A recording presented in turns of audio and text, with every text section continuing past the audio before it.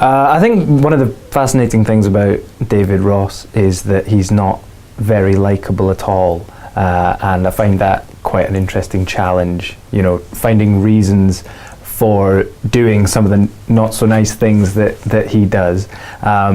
That, as an actor, is fascinating because it's a challenge. I really like a good challenge.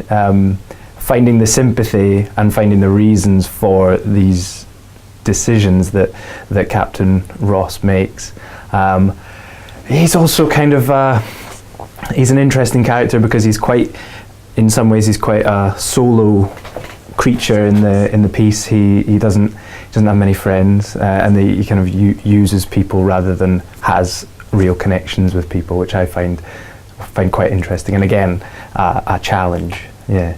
In terms of key choices, I think one of the key insights into Captain Ross is what happened in his life up to this point to make him the way he is, and I found that really interesting, and I wondered, you know, what it could be. And he's obviously got quite unusual or quite interesting relationships with women and with the women in his life, and I thought, you know, what must his relationship been like with his mother and things like that. So I thought a lot about, you know, that particular relationship, and I think that's a good insight into his life and the choices he makes in the play. So I sat down and kind of came up with a possible story as to how he, you know, what his life was like as a child and as a young man, that brought him to the point that he is now.